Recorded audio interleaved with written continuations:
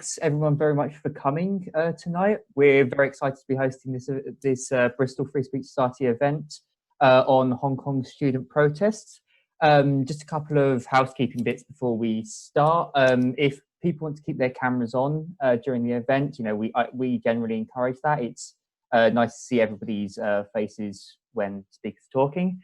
But we do ask that whilst other people are talking, you keep your mics off, just so it's easier for everybody to hear. Also, a quick reminder that this event is being recorded and will be uploaded to YouTube at some point and being live streamed on Facebook. So if you don't want your face to be, uploaded on the internet for some reason, then keep your camera off and ask questions anonymously. And on that note, how this event's going to play out is we'll be having Joey speaking for, somewhere between 30 minutes and 40. Then we'll have a Q&A where people can submit questions using the Slido link that my glamorous assistant Izzy will hopefully be posting in the chat with the hashtag FSHK, I think it is. And we'll be choosing questions from there later on. At 7:30, we'll be stopping the event and the recording, at which point everybody can leave if they want to. But after that, we'll be having a more open, free-form discussion about this issue if people want to stay for that. So, without further ado, I'd like to introduce our guest for tonight, Joey Siu. Joey is a student activist from Hong Kong, vice president of the City University of Hong Kong Students' Union, and the former spokesperson of HKIAD, student advocacy body which represents 12 Hong Kong student unions abroad. She is the advisor to the Inter-Parliamentary Alliance on China and is a human rights advocate campaigning against sexual-based violence, gender inequality, as well as the role of technology in China. Joey has also testified at the United Nations in Geneva, the US and the US Congress Foreign Affairs Committee. So, Joey, if you'd like to take the stage and talk to us about the situation in Hong Kong. Thank you very much. Yeah, sure. Hi, everyone. Is it clear enough? Can you hear me? Yes, great. Yeah, so thank you so much for inviting me to your event, especially on this very special day, which is the International Human Rights Day. It is a very, very significant day for not only human rights advocates, but then for all the people in the world that once again reminds us the importance of defending human rights and all of our universal values. So thank you so much for organizing this event on this very special day. So perhaps I will start by introducing myself about how did I get into student activism and how did I become a student activist in Hong Kong. So the story is like this. So in 1997, Hong Kong was handed over from the British government to the Chinese government. And the two countries signed an international treaty, which is called the Sino-British Joint Declaration.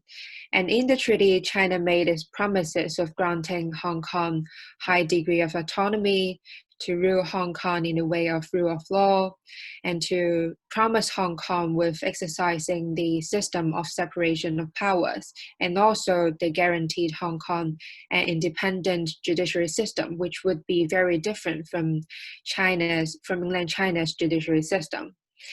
And after the hangover, a lot of Hong Kong people felt like, well, perhaps things might not change. Our lifestyle might still be the same before a hangover, where we could still enjoy a very high degree of autonomy. We can still express ourselves freely. We can still organize, participate in assemblies, rallies, protests, or any kinds of political gatherings.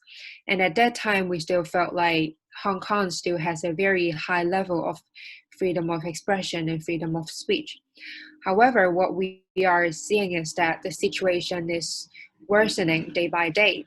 And we see that the Chinese Communist government is trying to encroach the freedom of speech in Hong Kong gradually through different means. they had been trying to infiltrate into Hong Kong's social media groups. They had been trying to infiltrate into Hong Kong's media groups. They had been establishing several media companies, publishing companies, and trying to dominate Hong Kong's book markets, to dominate Hong Kong's publishing markets. And the Chinese Communist government had been doing that secretly, slowly, and without anybody noticing. However, things are changing very, very rapidly in the recent years, and especially for last year. In 2009, we know that the Hong Kong government and the Chinese government started talking about proposing an amendment to the extradition bill, which the bill would allow the Hong Kong government to extradite anybody who they suspect, who they felt like should be extradited to the mainland China. And those arrestees would be extradited back to mainland China to stand a trial. And obviously, we all know that the judicial system in mainland China is rather untransparent, is rather corrupted, and most of the Hong Kong people are not confident with having the extradition bill amendment imposed in Hong Kong, knowing that that would be a very, very great damage. That would be a great hit to our core values, to our independent judiciary system. And also that would be a very great harm to Hong Kong's freedom of speech and also expression, because we know that after imposing the extradition bill amendment, whatever you say, whatever your political stance are, that could become a reason for the Hong Kong government to send you back to mainland China and to stand their judiciary trial. And that is a very great damage and that is a very great threat to Hong Kong. So that is why our pro-democracy movement began last year in June. And that is also the time when I started to participate in student activism and became one of the student leaders in the pro-democracy movement in Hong Kong. So I had been participating in and standing for elections for student union bodies positions for 2 to 3 years already, and I had been organizing a lot of like forums, sharings, and talks which aim at raising our students and schoolmates awareness towards social issues in Hong Kong. However, to be honest, I never expected to have to play such a rather important role in terms of like the whole a pro-democracy movement in Hong Kong in such a large scale. And last year in June, every year we have our student union election, but then for last year, nobody was standing for the election. So we have to nominate several members to become the professional executive committee to get the student body keep moving and not to stop functioning. So then being encouraged by my friends, by several former colleagues of mine in the student union, they encouraged me to take up the position as the vice president of the City University of Hong Kong Students Union. And I felt like, well, if nobody is doing that, I can help. I don't mind helping to take up the role and to keep the student body functioning. So I agreed, and then I was nominated by our student council to take up the role. And then a few days after I took up the role, the first movement in Hong Kong broke out, and that was on the 9th of June 2019. And on that day, I still thought it would be like a one-time rally, a one-time assembly in Hong Kong, and I never expected it to continue for over a year, and I never expected the movement to be developed into so many ways and to eventually became a very important international issue. And then eventually I had been helping to organize local rallies, local protests, and we also helped to allocate resources for frontline protesters and everything. However, very soon we realized that this is a leaderless movement where Hong Kongers no longer need a student leader, no longer need a very prominent political figure to lead the whole movement, because we are creative enough to find our own ways to sustain the movement in Hong Kong. And with a Be Water strategy, we find that we could be more effective, we could be more flexible in terms of dealing with the police who had been very brutally beating up protesters, and also using a lot of like very brutal, violent tactics to suppress our movement. So after that, after we realized that we're no longer needed to be a leader of the movement, we started to think about, well, so with our position as a student leader in Hong Kong, what could we do for the movement? And after several discussions and also after several brainstorms, we found that, well, so now for the movement in Hong Kong locally is getting very well. People are organizing protests by themselves and everything is going fine. We felt like, well, perhaps we could try to do something more international. So then we know that there is a bill called the Hong Kong Human Rights and Democracy Act in the US Congress, which is under discussion. So then we felt like, well, perhaps as student leaders, we might be able to participate in the process of advocating for that and to push for legislations that would benefit Hong Kongers in the other countries. So then we established the HAIAD. And then alongside several other student leaders, we went on an advocacy trip to bring up Hong Kong's issue and Hong Kong's and also Hong Kong's situation to different legislators around the world. We pushed for legislations that would hold China accountable for its human rights assaults in Hong Kong, that was sanction Chinese and also Hong Kong officials that are trying to encroach Hong Kong's freedom of speech, freedom of expression, and also the high degree of autonomy that the Chinese government promised to give Hong Kong. So ever since then, I started participating in international advocacy in Hong Kong. However, very soon things get even worse in Hong Kong.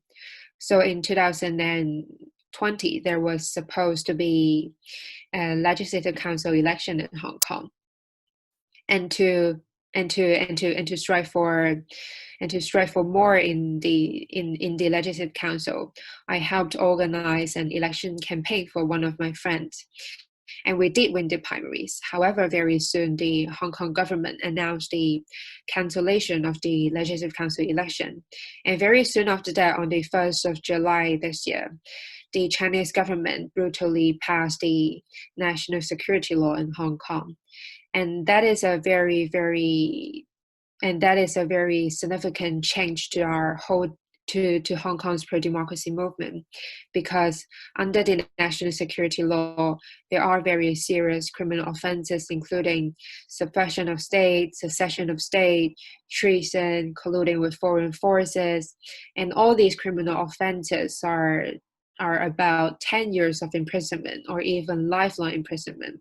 And the most scariest thing is that the national security law would allow the Hong Kong government to extradite anybody back to mainland China to stand a trial if they felt like what they committed is too serious and that they need the Chinese government to step in and to handle and to be in charge of the whole legal procedure. So after the imposition of the national security law, we can see that kind of censorship is getting more serious in Hong Kong, given that the sentencing is too serious, that we try to be more careful with what we talk about on the way we express ourselves. And we see that the freedom of speech, expression, and also academic freedom is getting very, very heavily censored and restricted in Hong Kong. So for example, after the imposition of the national security law, the Hong Kong police force, together with the National Security Department in Hong Kong, carried out several operations where they arrested famous political figures, including Agnes Chow, including the media tycoon Jimmy Lai, including a very young student activist, Tony Chung. And under the name of colluding with foreign forces, now these people are all facing 10 years of imprisonment, or even facing the chance of spending their whole life inside the prison in Hong Kong, or even in prisons in China. So seeing the situation happen, I believe it is not only me, but also the other Hong Kongers felt like, well, I mean, we can all feel that the freedom of speech and freedom of expression in Hong Kong we could say it is, we can't say that is still there in the city, because we felt like every word that we say, every political stance, or everything that we try to express could lead us to being arrested by the government, and that could lead us to being sent back to mainland China. And we also see the Hong Kong government, the Chinese government, trying to make use of the law to deteriorate political figures and also the general public, to try to threaten us in no longer to express ourselves, to no longer organize political activities in Hong Kong. So, for example, after the arrest of the pro-democracy media tycoon Jimmy Lai, the Hong Kong police force, together with the National Security Department, stormed into the headquarters of a newspaper, Apple Daily. And after they stormed inside the headquarters of Apple Daily, they went through all the reporting and also interview materials at the headquarters. So at that time, we felt like, well, the press freedom and also the freedom of speech is already gone in Hong Kong, because even for, it is not only for political figures, but it is also for journalists, that they are no longer free from carrying out their reporting, from carrying out their interview. And even if they're simply fulfilling their responsibility or simply doing their job as a journalist to find out the truth, they could risk being arrested by the Hong Kong government. And simply by writing the truth and simply by investigating into issues in Hong Kong, they could be charged under the national security law for like subversion or secession of state.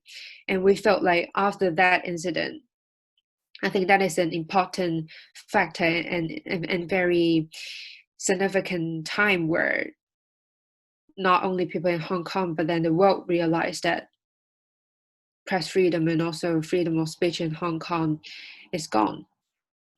So I felt like after the imposition of the national security law, Hong Kong's level of freedom of speech and expression and assembly, or even Hong Kongers' civil rights to expressing their political views, are being very, very restricted and also censored because of the Chinese Communist government's very brutal suppression and also under their very brutal crackdown. And to talk about Hong Kong's situation or Hong Kong's freedom of speech, I felt like it is impossible for us to neglect the role played by the Chinese Communist government. And I also felt like what is going on in Hong Kong can actually reflect what is also going on in the other places around the globe, because over the past years, we can see that the Chinese Communist regime is trying to control Hong Kong's media by first of all, as I've mentioned, to crack down, by manipulating the legislations in the city. And secondly, they're also trying to infiltrate into different media groups in the city and also around the globe. So, for example, in Hong Kong, there are several. So, for example, in Hong Kong, we have the liaison office representing the Chinese government in Hong Kong. And then the liaison office in Hong Kong has been establishing different publishing companies, different publishing groups, and also they are also the owners of several very large bookstores in Hong Kong. And all these publishing companies and bookstores are censoring all the kinds of like political publications that are disobeying Beijing's opinion. So basically everything about, for example, about the umbrella movement in 2014 in Hong Kong, or any publications about the pro-democracy movement in Hong Kong in 2019, or any publications that is not going with Beijing's political agendas, cannot be published and do not have a chance to be put on the shelves in the largest bookstores in Hong Kong. And very obviously, the Chinese Communist government is trying to control what the public reads, to control what the public knows. And they're trying to rewrite the history of Hong Kong and to control and to shift the public's opinion towards what the Chinese Communist government has done in Hong Kong. So, and that is not only happening in Hong Kong ourselves, it is also happening in the other places around the globe. We can see that the Chinese Communist government and also the state-owned enterprises are very actively trying to buy up different media companies around the globe. They had been buying, for example, the Alibaba group owned by Jack Ma, who is a Chinese Communist Party member, has brought the South China Morning Post in Hong Kong, which is one of the largest English medias in Hong Kong, and also a once very credible source for people from the outside world to get to know what is going on in Hong Kong and also what is going on in China. So we can see that the Chinese Communist government is trying to encroach and trying to suppress the freedom of speech, not only in Hong Kong, but also in the other places around the globe.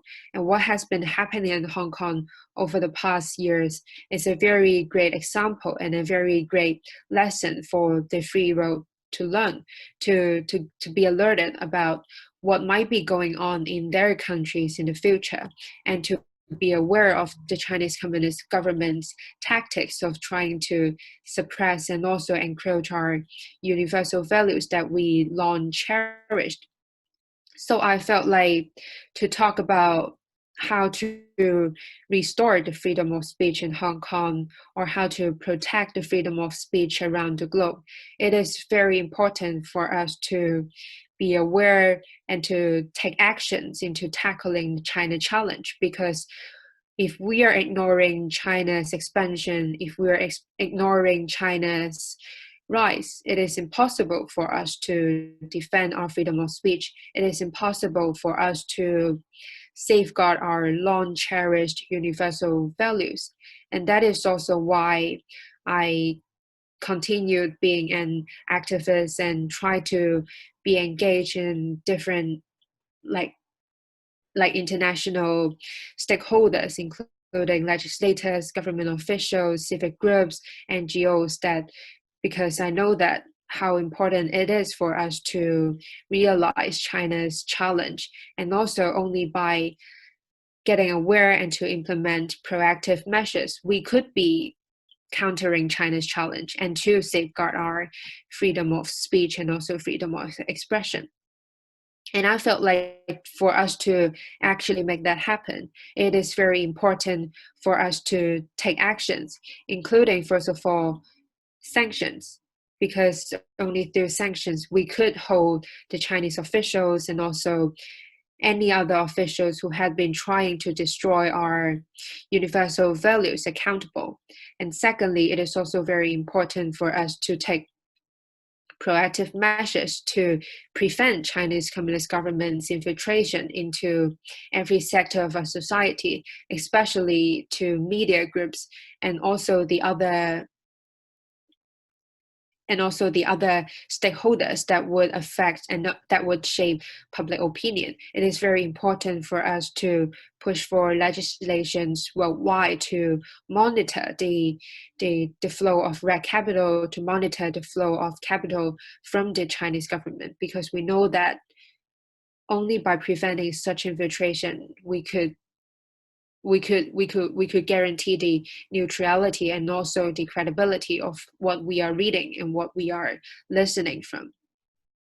And another thing is that I think it is also very important for us to realize the importance of the power of individuals and also the power of every single one of us, because knowing that the Chinese Communist government have so much money, have so much resources to infiltrate into media companies, media groups, it is very important for us to make good use of platforms like social media, like Facebook, Instagram, Twitter, and every other possible channels to express ourselves, to say what we want, and to spread the information, and also to, very importantly, to keep a record of what has been happening in Hong Kong and also what has been happening in the world.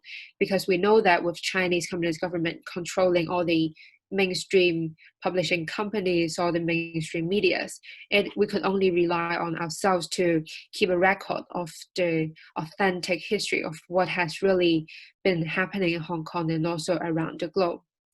Yeah, so that is basically my experience of what has been going on in Hong Kong and my views of what kind of actions should be taken in the future to safeguard our freedom of speech and freedom of expression. Yes, and I'm looking forward to your questions. Thank you very much, Joey, for that talk. It was really, really enlightening. So now what we're going to do is open up the floor to questions. Just a reminder that if you want to ask a question, you should go to slido.com. Link should still be in the chat, but we can definitely repost it and use the hashtag FSHK to submit your questions. So we'll go on to our first question that we've got here, which is from Izzy, if you'd like to ask yours.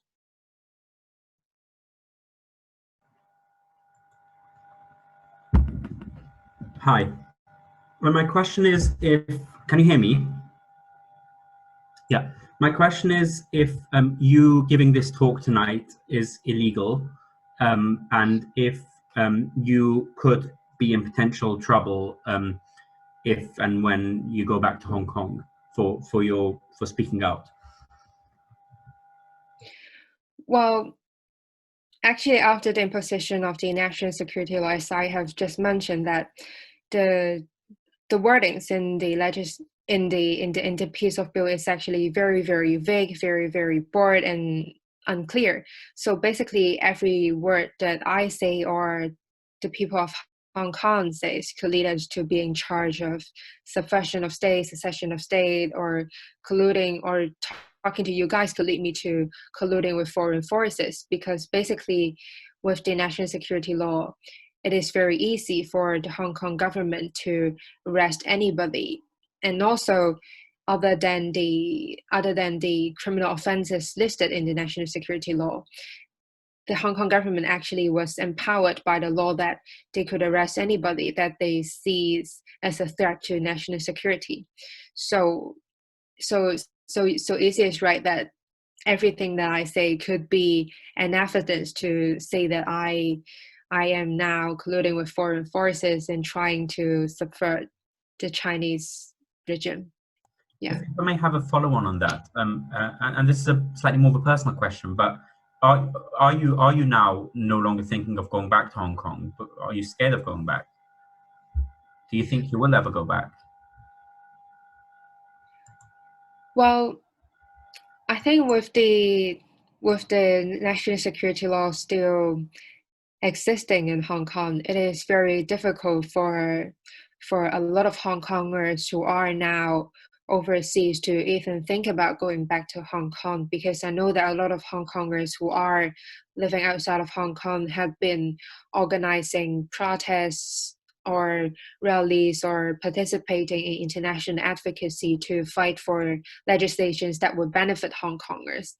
And even if they are simply safeguarding the promises that the Chinese Communist government granted to Hong Kongers, say for example, even if they are simply saying that, well, the CCP should not be interfering with Hong Kong's high degree of autonomy, should not be destroying Hong Kong's freedom of speech, that could be seen as a violation of the national security law. So it is true that a lot of Hong Kongers who are currently overseas are not considering going back, given the very great risk of being in prison for 10 years or even longer. Yes, and that is a very saddening truth to see that a once very free city and once became a hub for political refugees. Yes, and that is a very, very saddening fact. Okay, thank you for that, Joey. Our next question is hopefully going to come from Sam McGee. So Sam, would you like to turn on your microphone and ask? Hello, yeah, thank you for that talk. I mean, it was really enlightening. very briefly, I remember learning about the end of British involvement in Hong Kong and thinking that it was the symbolically, if anything, the end of a colonial chapter, so to speak. However, recently, looking at the news over the past year, I remember seeing photographs and videos of British flags being flown during the protest of some citizens of Hong Kong. And my question to you is, to what extent would you hold the British government or the British establishment responsible for failing to protect the citizens of Hong Kong? Well, so as I have mentioned, that the Sino-British joint declaration was signed by the British government and the Chinese government.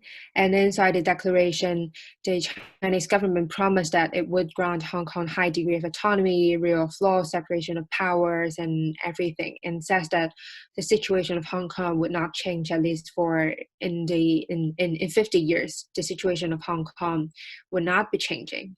And actually, at that time, it was already, I mean, the free world could already sense a feeling that the Chinese government is not doing very great in fulfilling its promises made with the other international partners. However, the British government still made a decision to hand over Hong Kong from them to China. I mean, of course, I agree that the British government has some extent of responsibility in terms of not holding China accountable and failing Hong Kong. And I also believe that is also one of the reasons why we had been pushing for like the BNO policies in the UK, and we have been urging the British government to take the lead in terms of like imposing sanctions, imposing legislations that would benefit Hong Kongers, because we felt like with the history between the UK and also Hong Kong, we believe that the British government somehow has the historical responsibility to hold China accountable to its promises, and also they has the historical responsibility to take care and to monitor the situation of Hong Kong and to protect Hong Kongers. Yeah. Okay, thank you very much. Our next question will hopefully come from Harry, if you'd like to ask yours.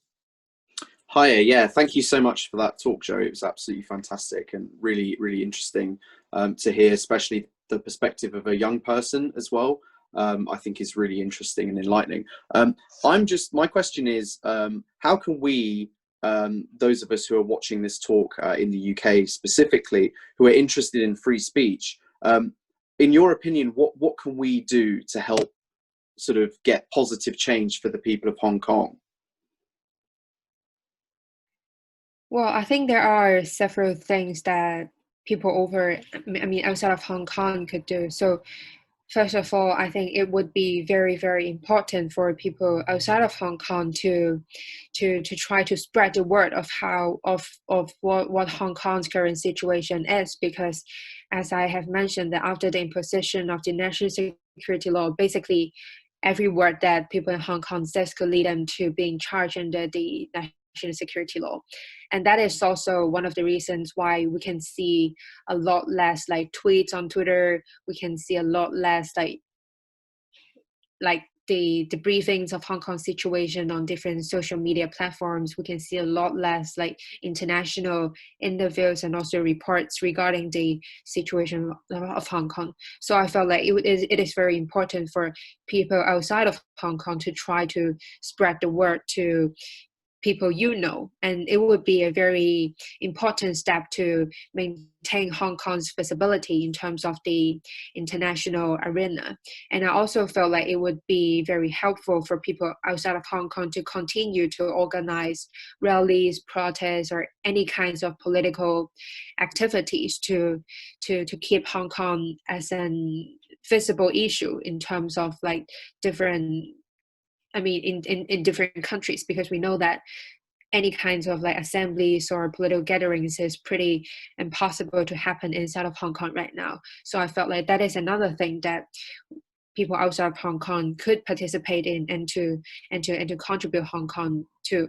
And I also feel like it is very important for us to not only focus on Hong Kong itself, but then also to be aware of what is going on in our own countries. For example, as I have just mentioned, that Chinese Communist government is not only infiltrating and encroaching the freedom of speech inside of Hong Kong, but it is also trying different methods, different means to encroach the freedom of speech in the other countries. For example, they had been buying up a lot of like media companies outside of Hong Kong, outside of China. They have been trying to make use of their wealth and also resources to shape the public description of what is going on in Hong Kong, in Xinjiang, in Tibet, and even their agendas in terms regarding Taiwan. So I feel like it is very important for people outside of Hong Kong, and especially our foreigner friends, to be aware of the Chinese Communist government's infiltration in your own countries, and to think about what kind of like legislations we could push forward to prevent this kind of infiltration, and to better protect the freedom of speech and also the freedom of like expression inside of their countries. And I also felt like, I mean, as we are all students who are still in college, it is very important for us to make use of our role as a student leader, as a member of student bodies, to raise the awareness among our schoolmates, because I felt like, because it is also a situation where the Chinese government had been trying very hard to to invest and to provide fundings to different kinds of like projects, and also different kinds of like academic projects inside colleges. And they have been trying to make use of this kind of funding, sponsorships, to control what the scholars in colleges says, what kind of like projects they would work on, and what kind of like description they would prefer to benefit the Chinese Communist government's political agendas. So I felt like as a college student, it is also very important of us to be aware of the issues, to keep an eye on these issues, and whenever these kind of issues happens, we should be the one to make it public, to bring the public's awareness on these issues, and to protect the academic freedom and also freedom of speech inside of our institutions. Okay, thank you for that answer. We've now got a question from Anonymous about free speech absolutism. Whoever submitted that question, if you'd like to claim it and provide a bit more context, feel free. Ben, why didn't you read it out? Because I assume it was anonymous for a reason. So why didn't you read it out? I think Mark's just... It's me. Oh, sorry. Okay. Yeah, it's me. Actually, I don't know how anonymous got there. It's supposed to be under my name. But anyway, I'm Mark Pinkston. I'm a former Chief Information Officer for the Hong Kong British government, that is before the handover. So I'm very much involved in the negotiations on Hong Kong's future and the negotiations with the Chinese government. Thank you very much for your talk. I enjoyed it very much, and it gives us an insight into the thinking of the young people. And I'm a little bit more understanding, I think, of your problems. However, a few comments you made, I think, have got land in this program just now, has landed you into a lot of trouble. And I don't think, I think it most probably better not coming back to Hong Kong. What you were doing was actually asking foreign companies, foreign countries to impose sanctions on Hong Kong. Now that is a very, very big red flag, and that's why the number of people who have been arrested for that very reason. Now getting back to my question, sorry I rambled a bit. Getting back to my question, it's basically on the freedom of speech, which you've said is totally eroded. I think you exaggerated a few points. But freedom of speech itself is not absolute. And the rights of people and property must be protected. In other words, you've got laws of libel, you've got laws of slander, and we have, under the national security laws, we have laws against succession and subversion. Do you agree that freedom of speech is absolute or not absolute? Well, of course, I don't think we could take that for granted, because we know that it takes a lot of efforts from not only government officials, but also the other stakeholders inside of the society to protect that. And China and also Hong Kong are the very great examples showing that we could never take that for granted, and freedom of speech, freedom of expression, and freedom of other things are not free. And that really takes us a lot of efforts, takes us a lot of sacrifices to make that happen and to make that protected in Hong Kong and also in the other places in the world. So we can see that in Hong Kong, when the Chinese Communist government is trying so hard to encroach that in Hong Kong, we can see so many Hong Kongers going onto the streets to protest against it, trying to protect it. And we see a lot of us being arrested by the police, being charged with rioting, being charged with illegal assembly, and even being charged under the national security law. And we have also got a lot of journalists in Hong Kong who their personal information are being posted online simply because they are reporting the truth of Hong Kong. They are simply reporting what is going on in the protest, what is going on with police brutality, and what is going on within the Chinese Communist government. And that is extreme, and that is even getting worse after the imposition of the national security law, where from right now, if they are getting arrested, they will no longer be charged under simply participating in illegal assembly, but colluding with foreign forces or subversion of state, which would lead them to a lifelong imprisonment. So I don't think freedom of speech or freedom of expression or other things we should not never take it for granted, and that is not free. And that is also why it is so important for us to always bear that in mind and to try our very best to defend it, to safeguard it, and also to prevent it from being encroached by the other parties before it happens. Because once it happens, it is very difficult for us to restore that. Okay, can I have a quick follow-up, please? Sure. If you make it like a quick question, then yeah, no worries. Yeah, okay. To follow up, we get newspapers like Hong Kong Free Press, which speaks about which speaks very broadly about what's going on in Hong Kong, about the riots and your side of the story, and yet nothing has happened to any of the editorial board there. So Hong Free Press does still exist in Hong Kong. Well, can you repeat your question? Oh, I'm sorry. What I'm saying is, you're saying that Hong Kong free press or free speech is eroded in Hong Kong. I'm maintaining that newspapers like Hong Kong Free Press and other newspapers still publish everything which you're talking about, and nothing is happening to them. Why aren't they being prosecuted under what you're saying? Well, I think the importance of protecting, and also I think the idea of freedom of speech, freedom of expression is that guarantees anyone, every individual in Hong Kong and even outside of Hong Kong, that we could be reporting, we could be saying what we want without having to fear that we would be prosecuted under any laws, without fearing that we might be charged by the government if we are saying something that are going against the government's will. I know that even though like the newspaper Hong Kong Free Press, as you have mentioned, that none of their journalists were being charged in the national security law, but then that doesn't mean that the freedom of speech in Hong Kong is not affected, given that we have seen so many journalists, reporters being arrested last year, being beaten up by the police, having their personal information being posted online by pro-Beijing camps.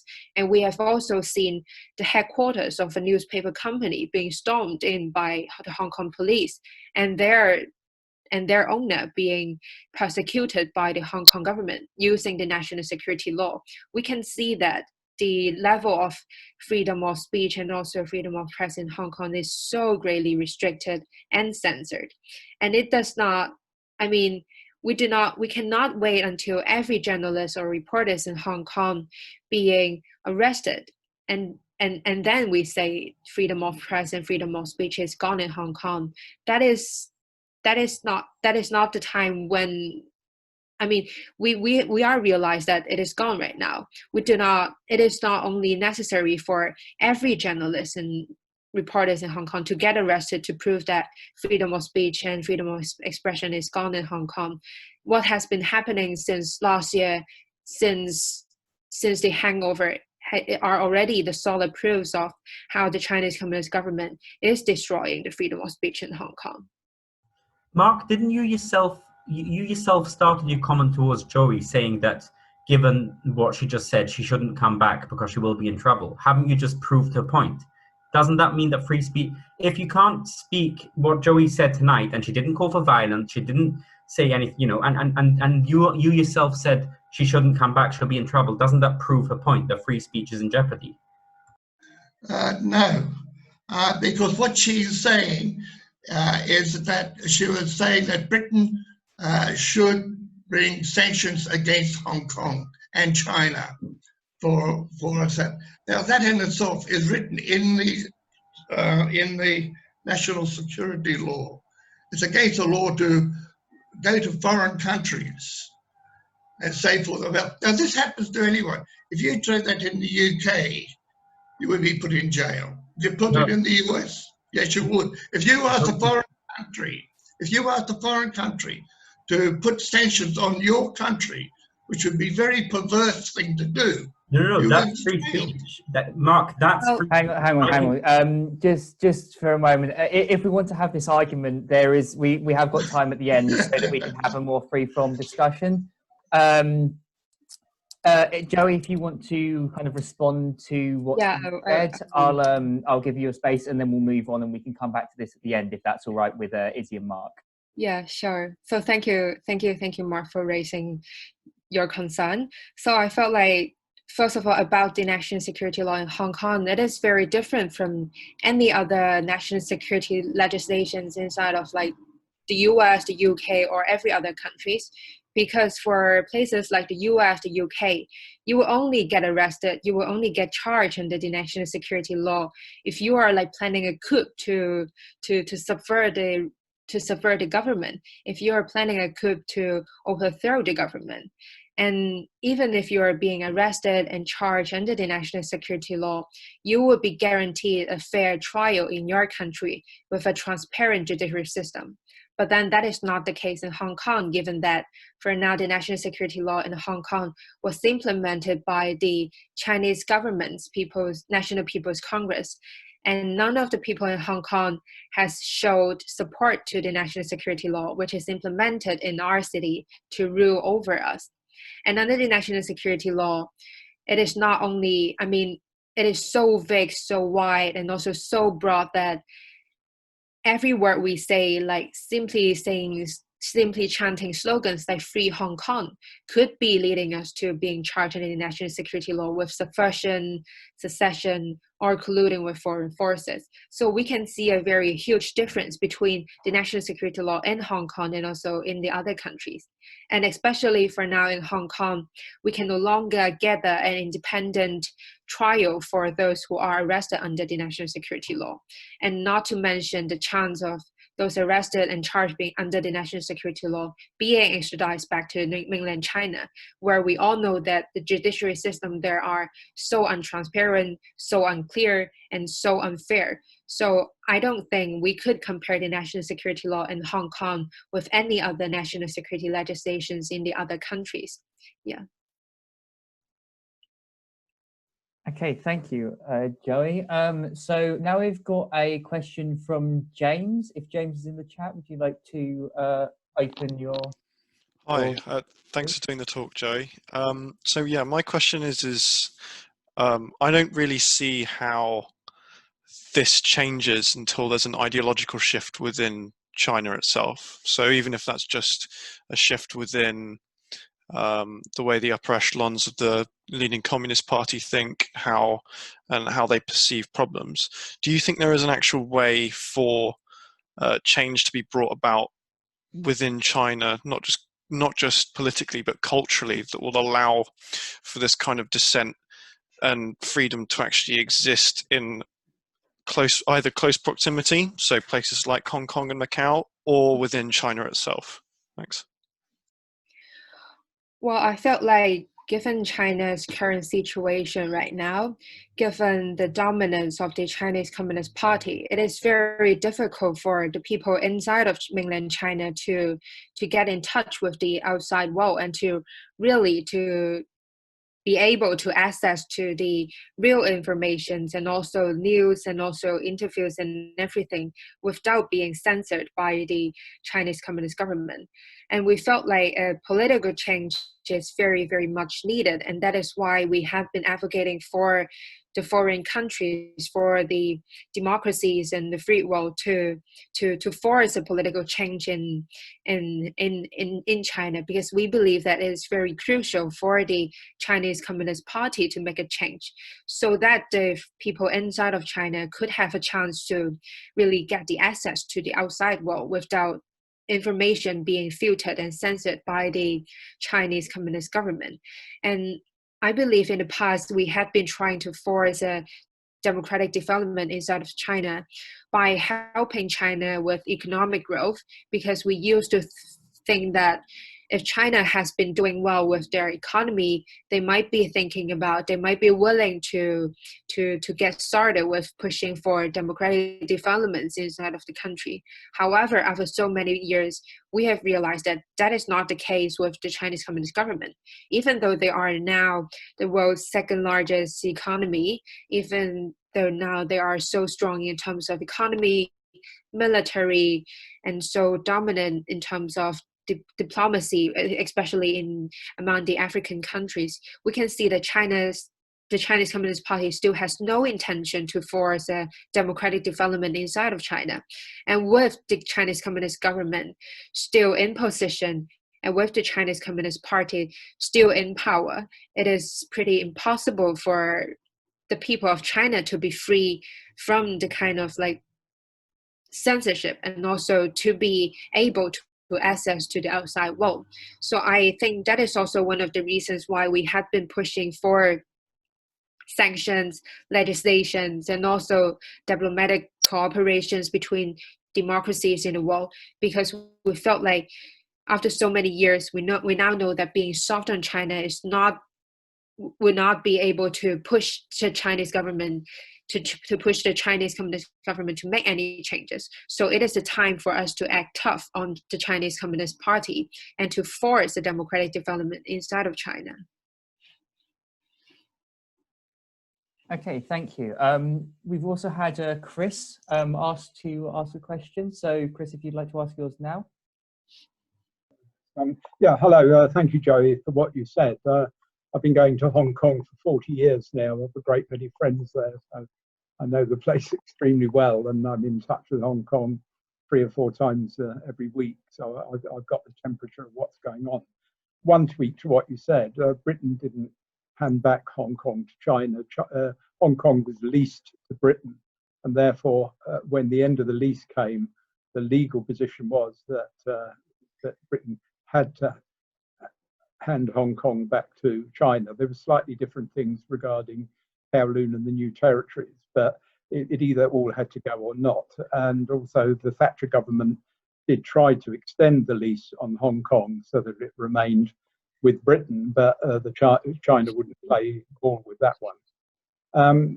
The other thing about sanctions, I think that's a very difficult one, because using economic sanctions punishes, if you like, the people of China, and the people of China aren't really the problem. It's the government of China that are the problem.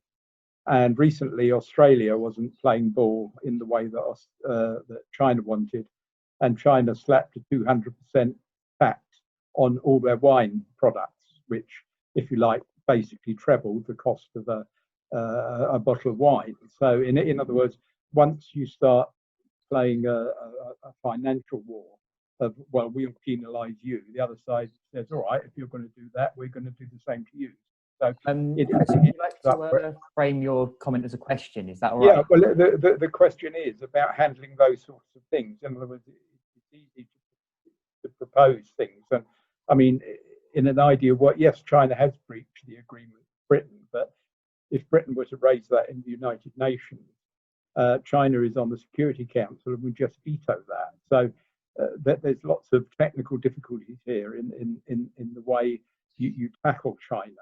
I'm hoping that Biden's lot will manage to set up a rapport rather than an antagonism. But how do you see your way through that? Because, you know, it's very difficult. And 3 of my friends have already fled Hong Kong and the others are all very busy getting their B&O passports. So how do you tackle these very sensitive questions? The financial ones. I mean, Britain isn't going to invade China, you can be sure of that. Mm-hmm. Well, thank you, Chris, for your question. So first of all, to talk about sanctions, what we had been advocating for are targeted sanctions on the Chinese Communist Party members, those Chinese officials and also Hong Kong officials who had been making the decision to impose, for example, the national security law in Hong Kong, or who had been making the order to crack down on Hong Kong's pro-democracy movement in a brutal and also violent way. So you can see that the sanctions imposed by the U.S. government and had been targeting on the individuals who had been involved in the decision-making process, instead of like imposing all-rounded sanction on the Chinese people themselves. Yes, and we had. And I think it is pretty clear that the Chinese people, what the Chinese Communist Party regime done cannot be 100% like representing what the Chinese people think. And we have been trying to hold the officials, to hold the individuals who made the decision accountable by imposing like targeted sanctions. However, if that is not gonna hold the Chinese Communist Party accountable, or the Chinese Communist Party is not going to make any changes, I think any kinds of like economic restrictions would not be avoidable, because we know that China had been making use of its very large economic market to be one of the bargaining powers to threaten the other countries for so many years. And I think the reason why we had been coordinating a joint effort between different democracies and also countries in the free world is that we understand that if we're not trying to decrease and to lower the dependency on China's market, China will always use its very large economic market and use its consumers' power to threaten different countries. For example, like Australia, China is imposing trade tariffs on Australia and stop imposing Australian wines and the other products. And we know that Australia will not be the only country that suffers from that. We know that the other countries like the US, Canada, and Japan, the UK, and all the other countries will suffer from that, because China knows that we are still very dependent on this market. And we know that China will continue to use that as a bargaining power to prevent us from standing up for human rights and to speaking against China's political agendas. So I feel like it is very important for us. Other than sanctions, it is very important for us to negotiate and to plan on trade agreements with the other countries other than China. So eventually we would decrease the dependency on the Chinese market. And so that when we stand up for human rights, when we stand up for freedom of speech, freedom of expression, we no longer have to be afraid of losing the Chinese market and to bringing such a devastating harm and destruction to our own local economy. And that is also one very important thing that I think all of us should be working about, is to make our individual efforts into boycotting Chinese products, so that our country, our people know that it is time for us to decrease our dependency on the Chinese market, no matter that it's about import products or exportations. Okay, thank you. We now have another question from Anonymous. If anybody would like to claim this one, then feel free. Otherwise, I'll read it out about activism and your relationships. Does anybody want to ask this one? Oh yeah, sorry, that I think I accidentally did that anonymously. That was my question. Sure. If you'll permit me to ask another one. Yeah, so I just wanted to know, I don't have the exact question up in front of me, but basically just obviously like to what extent has, to the extent you're comfortable with sharing, of course, to what extent has your activism had like impacted your personal relationships, whether it be your family or friends in Hong Kong, if that's okay to ask? Yeah, so, well, that would be going back to last year when everything first started. So, I mean, it has always been a tactic of the Chinese Communist Party to make use of different kinds of like civic groups inside of the society to threaten the activists or any dissidents that are going against their political agenda. So aside from the police massive arrest and arbitrary detention of political figures in Hong Kong, the Chinese Communist regime is also making a good use of their extensions in the civic society. For example, the pro-Beijing camps have been posting our personal information online, and that is not only our personal information. That is also including the information, for example, like the telephone numbers of our parents, of our other family members, and also our school address and everything else. So they have been trying to use that to blackmail us and to stop us from continuing our activism. And I personally experienced that as well. So last year when I first started like becoming an student leader, my personal information, my parents' personal information, or even my brother's personal information has been exposed online.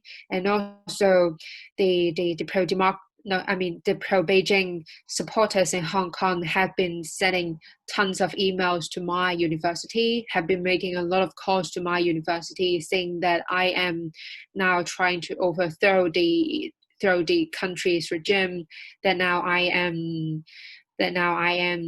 participating and organizing riots and everything like that. And they have been sending a lot of emails and making a lot of calls to the school, asking them to suspend me and to terminate me because of my activism. And there are also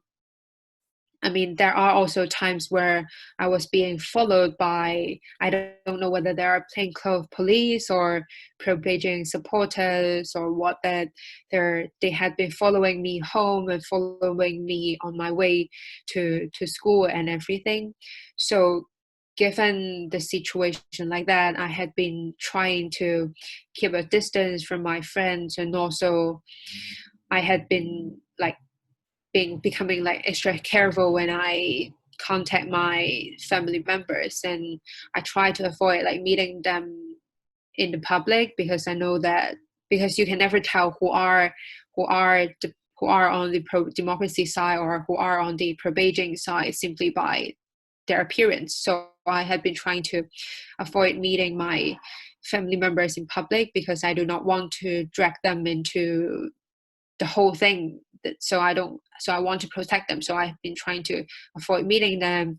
And whenever I go home, I try to be extra careful. Sometimes I would not take public transports because I know that sometimes that could be dangerous for me. Yes, and that is not only happening on me, but also a lot of other like activists in Hong Kong. And some of them are even experiencing like even more serious harassments where the pro-Beijing supporters or those they might put something in front of their doorsteps and everything. So that is the situation in Hong Kong. Just a very brief follow-up question, very brief. Well, firstly, I'm sure that would be must take quite an emotional toll. So I'm truly very sorry to hear that you have to experience that simply just for speaking out. And I totally understand why that would lead you to make those decisions to protect the people close to you in your life. So in terms of the leaking, I just was curious in terms of the sort of leaking of your personal information. What form does that kind of take? Is that just in Facebook posts or things like this, or is that is that kind of accounts by sort of pro-government accounts, like spam accounts, just sort of posting your information on different parts of the internet? Well, there has been, like, for example, from my own experience, my personal information was being posted not only on Facebook, Twitter, everywhere on the social media platforms. I know that some of the pro-government supporters even created a website where they posted the information of all, like, activists, and even including journalists from pro-democracy medias like Apple Daily, Hong Kong Free Press, and even South China Morning Post, and also the journalists. I mean, every journalist that they could dig up their personal information, they would post that on that social. They would post that on social media and also on the website that they created. And they had been very smart that they bought a website domain from Russia.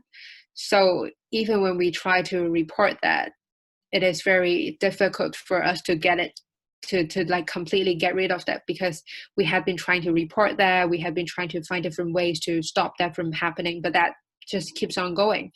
And there has also been cases where we suspect the information might be coming from the Hong Kong police force, because, I mean, some of my friends are very careful when it comes to personal information and everything. However, very, very soon after they got arrested by the Hong Kong police force, and after they handed in all the personal information to the Hong Kong police force, very soon their personal information got leaked online. So it is very suspicious that a lot of people in Hong Kong suspect that the Hong Kong police force or even the Hong Kong government are also part of this kind of, like, blackmailing. Yes, and that has been the case in Hong Kong. Yeah, thank you for that. It sounds quite difficult, and it really resonates with something that another speaker that we had a few weeks ago, who was a Uyghur immigrant from China, was saying that about how difficult it was for him to get in contact with his family, and how for years he didn't speak up about his brother's imprisonment because of his fear that his parents would be victims of the Chinese regime's forces against them. So yeah, it's interesting to see the crossover there between the two. And related to that, I'm gonna be cheeky and ask one of my own questions. I was going to ask about the fact, now that you've spoken at both the UN and in the US, how do you view the international community's stance on these issues around China, both Hong Kong, Tibet, and the Uyghur situation? And like what Chris was saying, the influence that China has over the UN, do you think that affects this view? And something else I was interested in is, now that we've had these new US elections, do you think the outcome of that will have a big impact on how China's viewed over the next 4 years?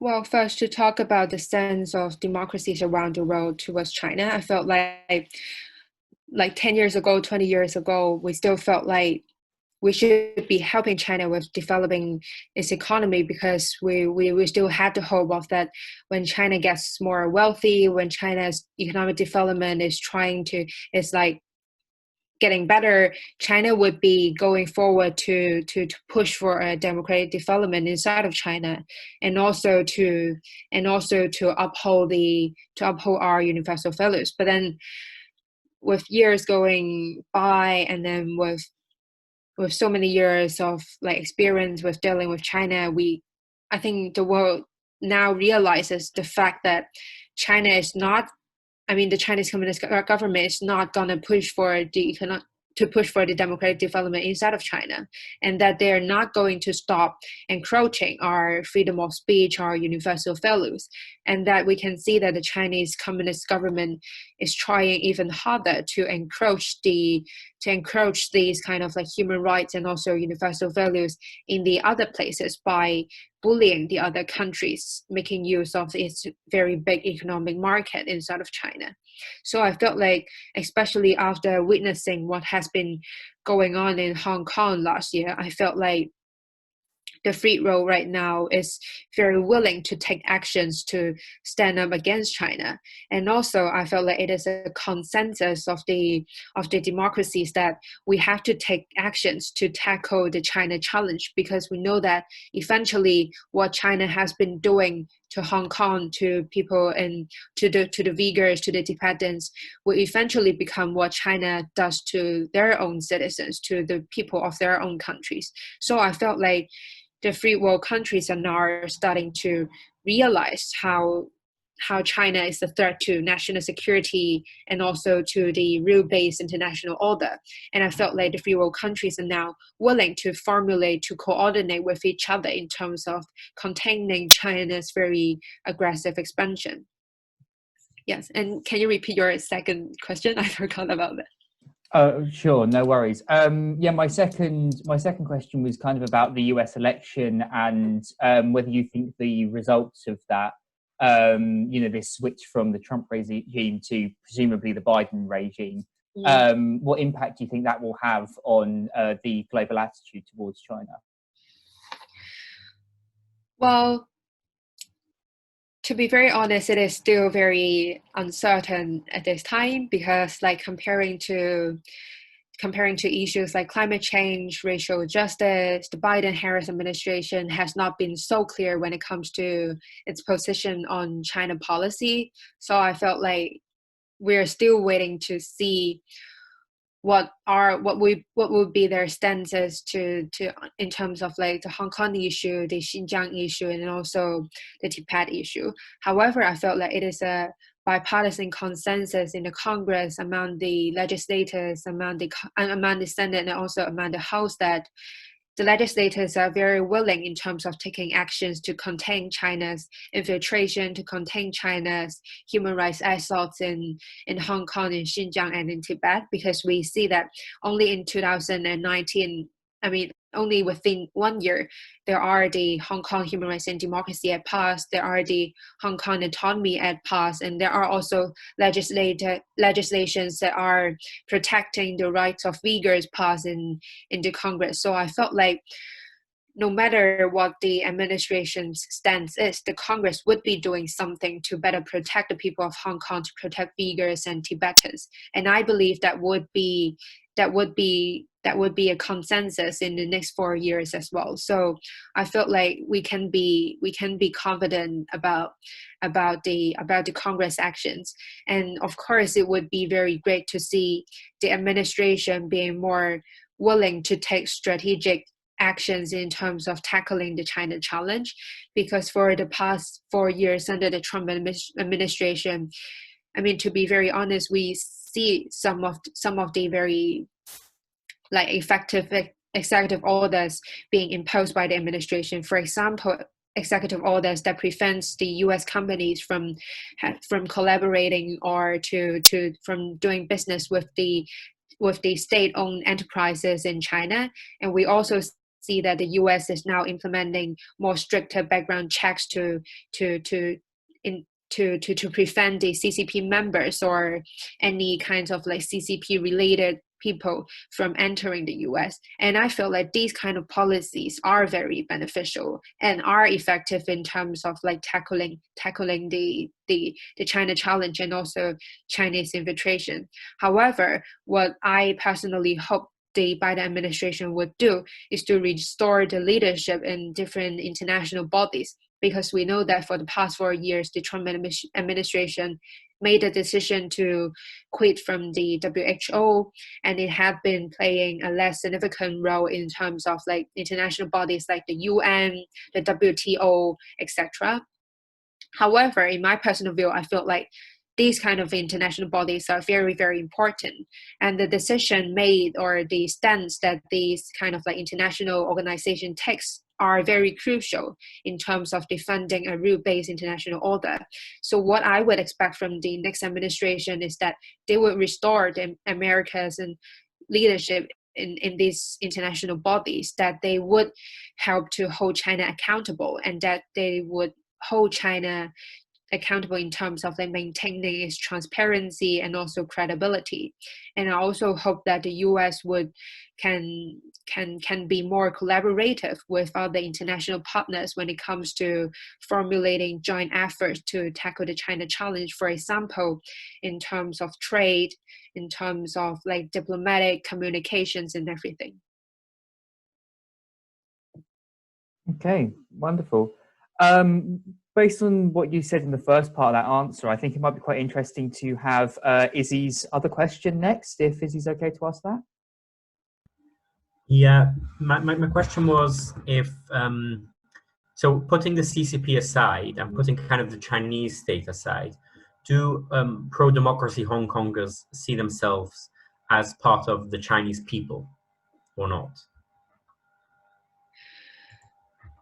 Well, I would say before the pro-democracy movement broke out in 2019, there are still some of the Hong Kongers, especially the older generation, identify themselves as like Chinese Hong Kongers, because like it is pretty often and pretty common that their parents or their grandparents are immigrating to Hong Kong from mainland China. So they grew up in a very traditional like Chinese household, and they're cultivated with very traditional like Chinese values and also mindsets. So I would say before the pro-democracy movement broke out in 2019, there are still a lot of Hong Kongers, especially the older generations, identifying themselves as like Chinese or Chinese Hong Kongers.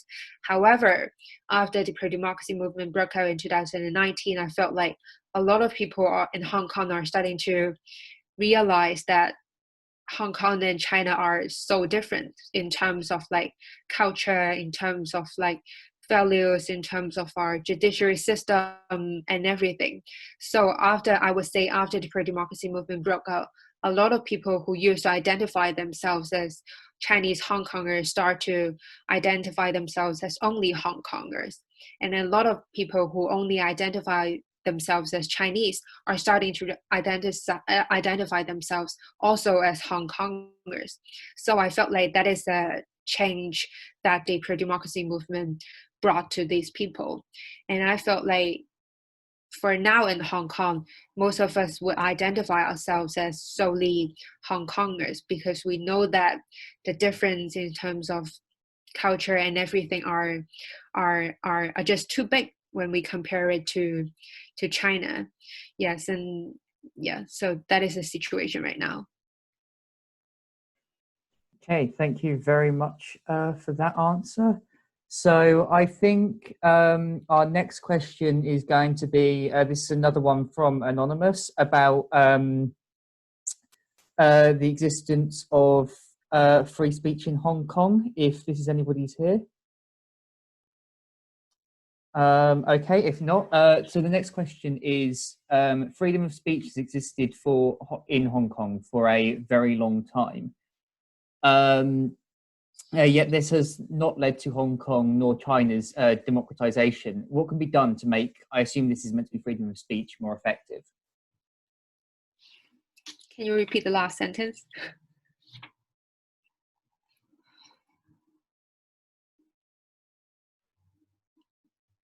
Sorry, I lost the button to unmute myself there for a second. Yeah, so the last sentence was, what do you think can be done to make freedom of speech more effective in Hong Kong? Well, actually, if we're talking about Hong Kong's situation right now, it is pretty difficult for us to actually restore the freedom of speech in the city right now, given that the imposition of the national security law has been great. It's a very great damage to the freedom of expression and freedom of speech in the city.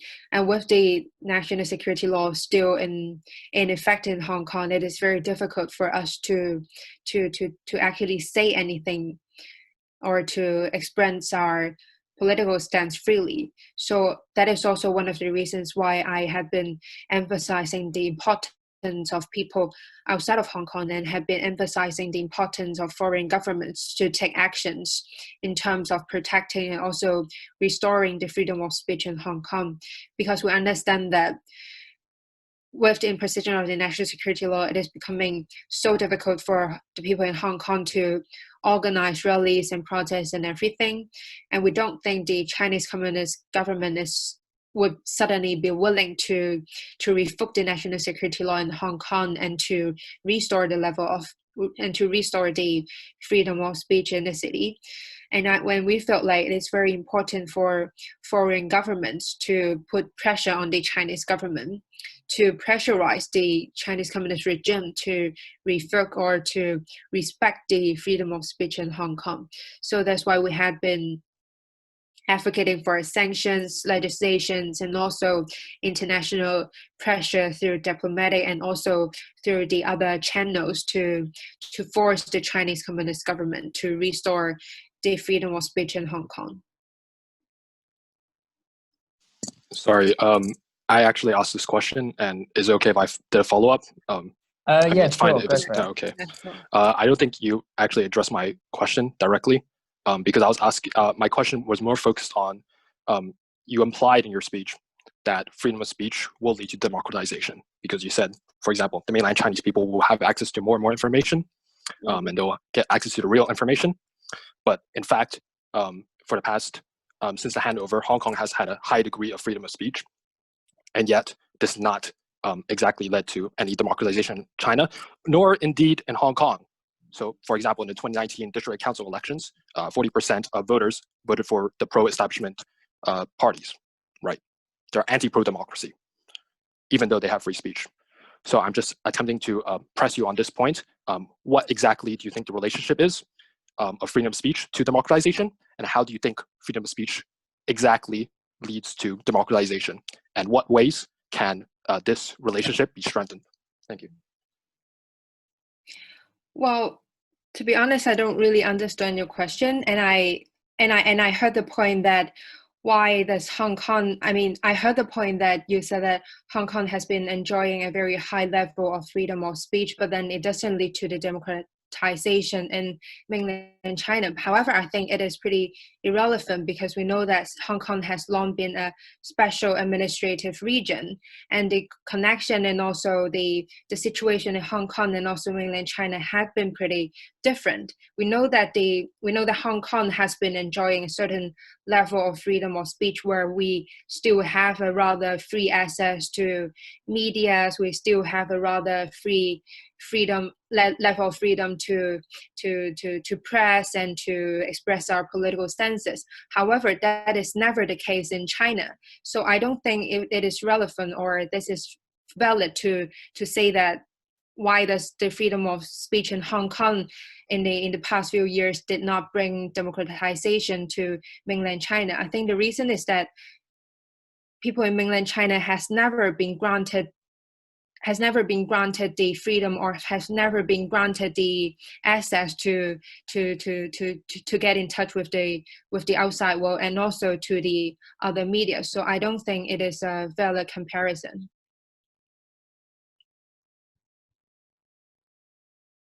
Okay, well, thank you very much for that, Joey. I think we're going to leave it there for now for this main part of the talk. It's got to 7:30, so that's generally when we end. Allow people to go off if they want to, but we will still be having this more kind of open, free-form discussion at the end if people want to stay on. But I would just like to say, to kind of end this, thank you very much for Joey to come to speak to us today. I think we can all agree it's been a very enlightening talk.